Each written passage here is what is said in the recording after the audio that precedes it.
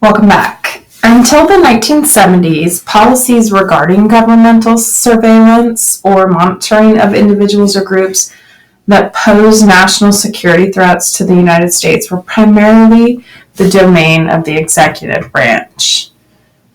But following President Nixon's abuse of this discretion to eavesdrop on political appointments during the 1974 presidential campaign, Congress passed the Foreign Intelligence Surveillance Act, FISA.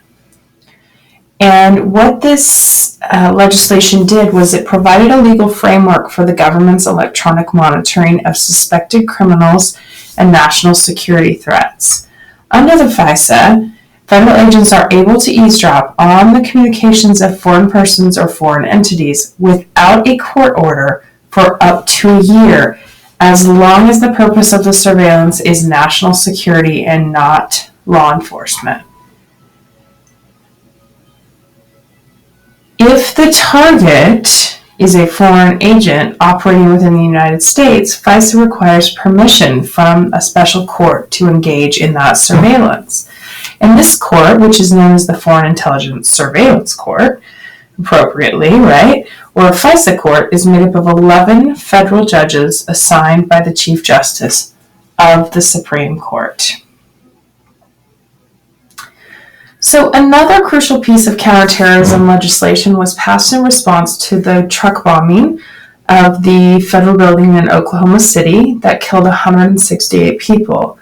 And the primary goal of this legislation, which is known as the Anti-Terrorism and Effective Death Penalty Act, is to hamper terrorist organizations by cutting off their funding.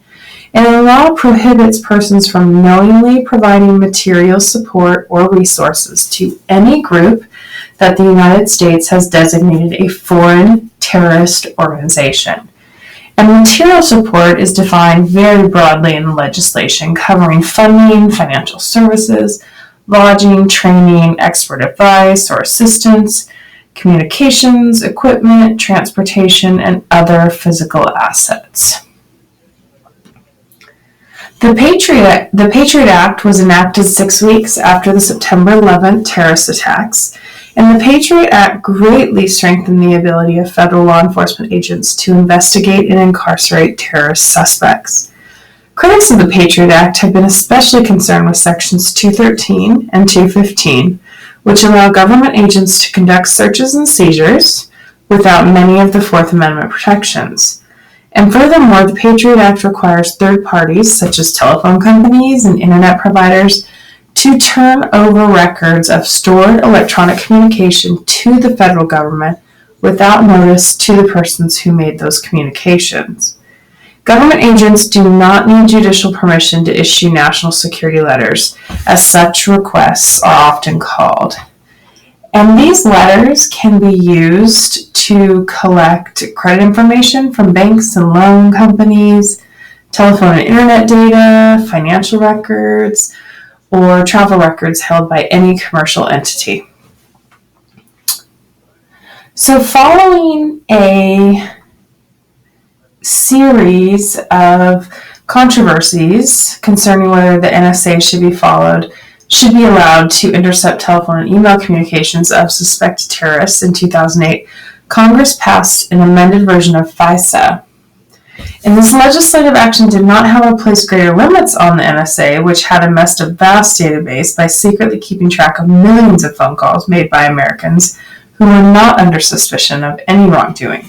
Instead, it essentially legalized government surveillance tactics that had been previously illegal by giving the NSA more freedom to act without oversight by the FISA court.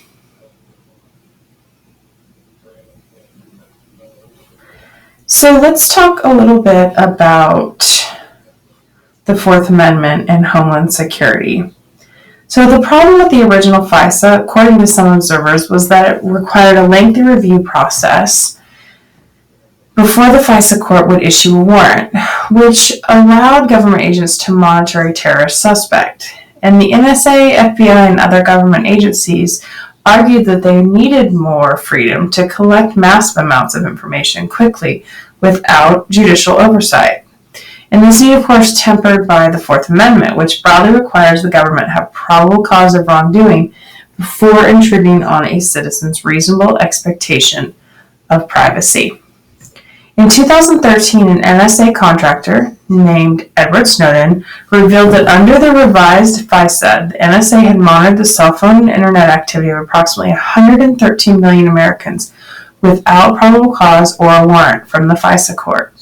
And through a program known as PRISM, the NSA gained access to the information by sending national security letters to several major telephone companies and ISPs, including Apple, Facebook, Google, Microsoft, Skype, Verizon, Yahoo, and YouTube. And the metadata collection justified, according to the FISA court under Section 215 of the Patriot Act, have been designed to retroactively determine communication patterns that might raise a red flag of terrorist activity. And if the NSA was able to uncover a pattern of communication that suggested such activity, it would apply for a FISA warrant and undertake further investigations of the individuals involved. So I got ahead of myself here, but obviously we have some of the reasons why we would want to do eavesdropping on foreign persons that might be a threat to us. So this leads us into some information about things that go into play with our Second Amendment's rights, which is this massive debate over gun control. And according to the ATF, 9 million firearms were manufactured in the United States in 2014, and up from 5.4 million in 2010. And supporters of stricter gun control would like to see this number significantly reduced. Gun control refers to the policies in federal, state, and government laws that are used to limit access to firearms in this country. Opponents of gun control counter that someone who is planning to commit a crime with a gun is probably going to obtain the firearm illegally. So how do we regulate gun ownership? The Second Amendment to the U.S. Constitution states a well-regulated militia, being necessary to the security of a free state, the right of the people to keep and bear arms shall not be infringed. Because this language is somewhat archaic and vague, the United States Supreme Court stated that the Second Amendment provides individuals with a constitutional right to bear arms, and that this right must be recognized at all levels of government, federal, state, and local. So background checks are used, and in both of its Second Amendment cases, the Supreme Court emphasized that to promote public safety, the government could continue to prohibit certain persons, such as criminals or mentally ill individuals, from legally purchasing firearms. And the primary method for doing so involves background checks of these individuals who purchase firearms from federally licensed gun dealers. And the mechanics of the background checks are regulated by the Brady Handgun Violence Prevention Act, which was enacted in 1993, known as the Brady Bill. And this legislation requires a person wishing to purchase a gun from a licensed firearm dealer to complete an application. And the application process includes a background check by a law enforcement agency, usually the FBI. So any person who has been voluntarily committed to a mental institution or adjudicated as a mental defective is barred from purchasing or possessing firearms. A person may be designated mentally defective when a background check, a person may be designated mentally defective when a court or other legal entity determines one of the following. The person is a danger to himself or herself or others. The person lacks the mental capacity to manage his or her own affairs, or the person has been found insane or incompetent to stand trial by a criminal or military court.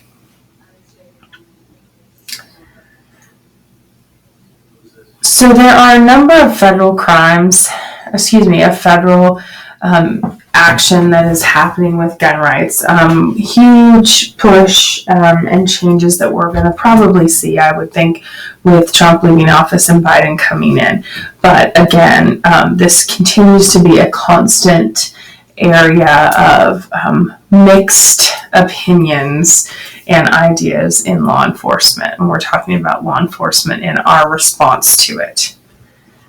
So another thing that's really hitting our society is white-collar crimes. And so that's a difference from violent or property crime, obviously, but white-collar crimes. So operators at legitimate call centers in Indiana pose as tax collectors from the Internal Revenue Service and other authority figures to extort $300 million from about 15,000 victims in the United States. A Santa Fe, New Mexico luxury home builder fails to complete projects for which he has already been paid. These cases represent a variety of criminal behavior with different motives, different methods, and different victims. Yet they all fall into the category of white-collar crime. And what that is an umbrella term for wrongdoing marked by deceit and scandal rather than violence. So despite its global and national importance, white-collar crime has consistently challenged a criminal justice system that has difficulty defining the problem and therefore cannot effectively combat it.